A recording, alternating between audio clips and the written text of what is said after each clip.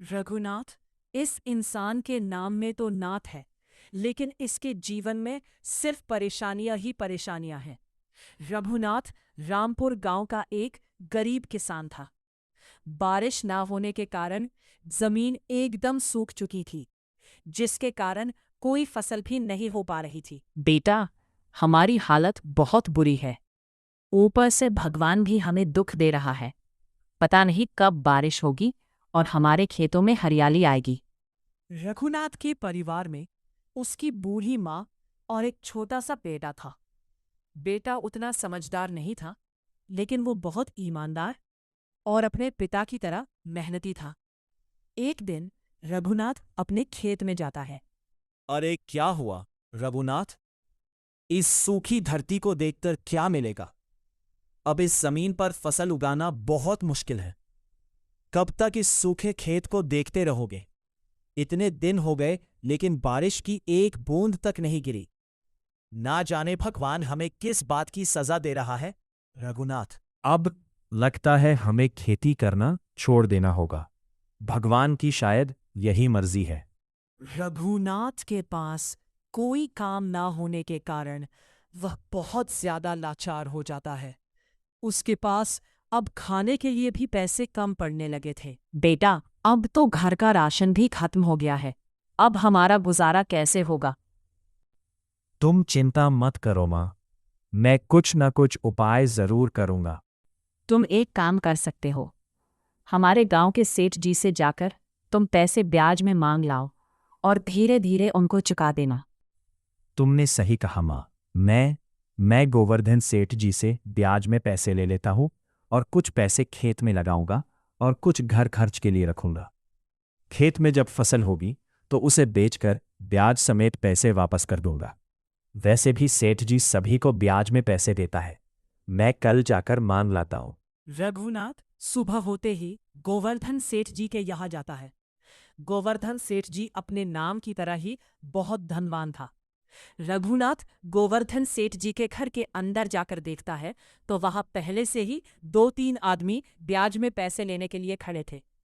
गोवर्धन सेठ जी अपने मुनीम के साथ लोगों को पैसे दे रहा था।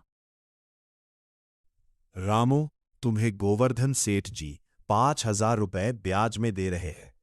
1 महीने के अंदर ब्याज समेत पूरे पैसे वापस कर देना, वरना इसका अंजाम बहुत बुरा होगा।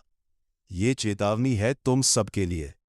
ब्याज में पैसे लेना आसान है, लेकिन समय पर वापस ना करने पर हम किसी भी तरीके से पैसे वसूल लेंगे। इसलिए ईमानदारी से पैसे लौटा देना। चलो भाई, अगला कौन है? सेठ जी मैं रघुनाथ हूँ। यहीं पास में रहता हूँ। मुझे अपने खेत में खेती करने के लिए कुछ पैसे ब्याज में चाहिए। मुनीम जी, इसको जितने पैसे चाहिए दे दीजिए और इसे अच्छे से समझा भी दीजिएगा। मुनीम रघुनाथ को सारी बातें समझा देता है और पैसे दे देता है।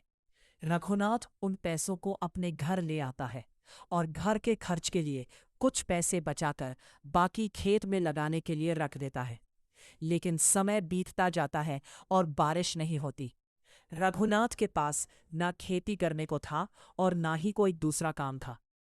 गोवर्धन सेठ जी से जो पैसे उसने ब्याज में लिए थे वह भी खत्म हो चुके थे। एक दिन गोवर्धन सेठ जी रघुनाथ के खेत पर जाता है। क्यों रे रघुनाथ, मेरे पैसे क्यों नहीं लौटा रहा है? तूने तो कहा था कि खेती करता है, लेकिन तेरे खेत में तो एक भी फसल नहीं दिख रही। मेरे पैसे कब देगा? मैंने जो समय दिया था वो अब खत्म हो चुका है। चल चुपचाप मेरे पैसे दे। सेठ जी, बारिश ना होने के कारण मैं खेती नहीं कर पाया और आपसे जो पैसे लिए थे वो घर खर्च में खत्म हो गए। अब मैं बहुत लाचार हो चुका हूँ। मुझे थोड़ा और समय दे दीजिए ताकि मैं आपका पैसा लौटा सकूं। तुझे पहले ही कहा था कि मुझे समय पर पैसे चाहिए। अब तू बहाने बना रहा है। अगर तूने पैसे घर खर्च में खत्म कर दिए तो उसमें मेरा क्या दोष? मैंने तो तुझे खेती करने के लिए पैसे दिए थे। जा ऊपर वाले से शिकायत कर। अब चुपचाप मेरे पैसे दे, वरना यहीं मार मार कर अधमरा कर दूंगा। रघुनाथ के पास कोई उपाय नहीं था। वह चुपचाप खड़ा होकर गोवर्धन सेठ जी की बातें सुनता रहता है। गोवर्धन सेठ जी को बहुत ज्यादा गुस्सा आ जाता है और वह रघुनाथ को मारने लगता है। मार खाते खाते रघुनाथ अचानक जमीन पर गिर जाता है। पैसे लेते समय तो बहुत जल्दी मेरे घर पहुंच गया था, और अब जब लौटाने की बारी आई तो चुप हो गया। चुपचाप पैसे लेकर आ जाना, वरना अगली बार इससे भी ज्यादा मार पड़ेगी और घर में तोड़फोड़ भी करूंगा। गोवर्धन सेठ जी वहां से चला जाता है। रघुनाथ किसी तरह उठता है और रोते हुए अपने घर चला जाता है। घर पहुंचते ही वो बिस्तर पर लेट जाता है। आंखें बंद होते ही वो सदमे में चला जाता है। गोवर्धन सेठ जी ने उसे इतनी बुरी तरह मारा था कि उसकी हालत बहुत खराब हो चुकी थी। तभी रघुनाथ की माँ वहां आती है और उसे सामान लाने के लिए आवाज देती है, लेकिन रघुनाथ कुछ सुन ही नहीं पा रहा था। तुम्हें क्या हुआ? मेरी आवाज सुनाई नहीं दे रही क्या? तभी रघुनाथ का बेटा वहां आता है। अपनी दादी को रोता देखकर वो घबरा जाता है। पिताजी, क्या हुआ आपको? दादी कब से आवाज दे रही हैं? आप जवाब क्यों नहीं दे रहे? रघुनाथ का बेटा भी बहुत कोशिश करता है, लेकिन रघुनाथ उठता नहीं है। उसकी तबीयत बहुत ज्यादा खराब हो चुकी थी। रघुनाथ के घर में अब दुखों का पहाड़ टूट पड़ा था। वो बीमार पड़ चुका था और अब घर में कोई कमाने वाला भी नहीं था। घर की हालत दिन ब दिन खराब होती जा रही थी। अगले दिन गोवर्धन सेठ जी फिर उसके घर पहुंच जाता है। ओए रघुनाथ, बाहर निकल और मेरे पैसे दे। कल मार खाने के बाद भी तुझे समझ नहीं आया क्या? चल बाहर निकल और चुपचाप पैसे दे मुझे। तभी रघुनाथ का बेटा बाहर आता है। हुआ अंकल, पिताजी की तबीयत ठीक नहीं है। वो कल से बीमार है। अच्छा, बीमारी का नाटक कर रहा है। मेरे पैसे खाकर बीमारी का बहाना बना रहा है। तेरे बाप ने मुझसे ब्याज में पैसे लिए थे और अब लौटाने की बारी आई तो बीमारी दिखा रहा है। उससे बोल देना कि अगले हफ्ते मैं फिर आऊंगा, और अगर पैसे नहीं मिले तो तुम लोगों का घर जला दूंगा। रघुनाथ का बेटा समझ नहीं पा रहा था कि वह क्या बोल रहा है। वह तुरंत घर के अंदर जाता है और अपनी दादी से सारी बातें पूछता है। उसकी दादी उसे सब कुछ बता देती है। रघुनाथ का बेटा चुपचाप अपनी दादी की बातें सुनता रहता है। उसे समझ आ गया था कि उसके पिता की हालत किस वजह से खराब हुई है, और अब सारी जिम्मेदारी उसी पर आ चुकी है। वो तुरंत अपने पिता के दोस्त के पास जाता है और उन्हें सारी बातें बता देता है। मुझे कुछ पैसे चाहिए, मैं जल्दी ही उन्हें लौटा दूंगा। रघुनाथ का दोस्त बिना कुछ सोचे उसे पैसे दे देता है। रघुनाथ का बेटा उन पैसों को लेकर मंडी चला जाता है और वहां से तरह तरह की सब्जियां सस्ते दामों में खरीद लेता है।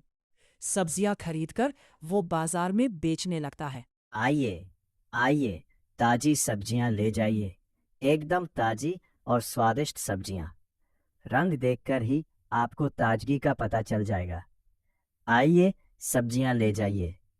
रघुनाथ का बेटा अपने दोस्त से लिए हुए पैसों से सब्जियां खरीदकर बाजार में बेचने लगा था। उसने समझ लिया था कि अब सारी जिम्मेदारी उसी की है और किसी भी तरह गोवर्धन सेठ जी का कर्ज चुकाना है और अपने घर को बचाना है। देखते ही देखते सारी सब्जियां बिक जाती हैं। वह तुरंत अपने दोस्त के पास जाकर उसके पैसे लौटा देता है। तुमने इतनी जल्दी पैसे क्यों लौटा दिए?